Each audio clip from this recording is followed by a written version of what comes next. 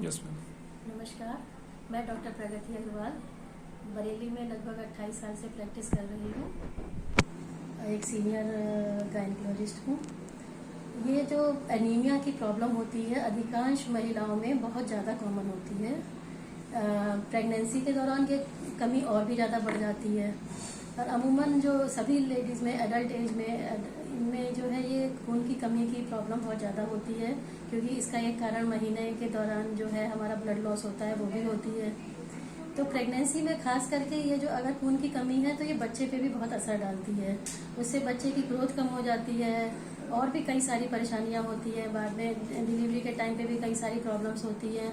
तो एक स्त्री के शरीर में खून कम से कम 12 होना चाहिए प्रेगनेंसी के दौरान। अगर उससे ज़्यादा कमी होती है तो ये मरीज बच्चा और जच्चा दोनों के लिए हानिकारक होता है। तो इसके लिए हमें जो है एक प्रॉपर डाइट का ध्यान रखना चाहिए, जिसमें हमें बैलेंस डाइट लेना चाहिए। प्रचुर मात्रा में प्रोटीन हो, आयरन हो, कैल्शियम हो, सभी चीज़ों का हमें ध्यान रखना चाहिए। और इसके लिए सभी जो एक माँ बनना एक हर स्त्री का एक सपना होता है, लेकिन एक स्वस्थ माँ बने और एक स्वस्थ बच्चे को जन्म दे, ये सबसे ज़्यादा महत्वपूर्ण है। इसी चीज़ के लिए हम जो गायनेकोलॉजिस्ट हैं इसी चीज़ का ध्यान रखते हैं कि हम एक 9 महीने तक हमारी जो प्रेगनेंसी है पेशेंट की वो स्वस्थ रहे और उसका बच्चा भी स्वस्थ रहे। इसके लिए समय समय पर हमें कई बार जांचें करानी पड़ती हैं। कुछ खून की जांचें होती हैं, कुछ अल्ट्रासाउंड की जांचें होती हैं और भी कई तरह की जांचें होती हैं। शुरू के 3 महीने में हम फॉलिक एसिड पेशेंट को जरूर देते हैं और उसके बाद आयरन, कैल्शियम इन सब के सप्लीमेंटेशन देते हैं। कभी कभी खून की ज़्यादा कमी होती है तो हमें आयरन का इंजेक्शन भी लगाना पड़ता है, तो वो भी जो है ज़रूरी है। या फिर कभी ब्लड भी देना पड़ जाता है।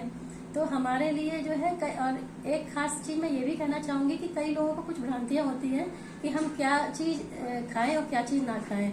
जैसे हम प्रेगनेंसी के दौरान सभी तरह के नेचुरल फल खा सकते हैं। खून बढ़ाने के लिए हमें जो है सेब, अनार और हरी सब्जियां, चुकंदर, अंजीर, खजूर, अमरूद, ये सभी चीज़ें ज़रूरी होती हैं।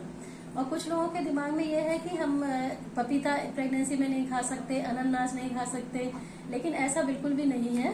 सभी नेचुरल फल जो भी है वो उनमें सब में विटामिन होते हैं, सभी खाना चाहिए। प्रेगनेंसी के दौरान एक्सरसाइज भी करना चाहिए। एक्सरसाइज में आप मॉर्निंग वॉक या इवनिंग वॉक आराम से कर सकते हैं।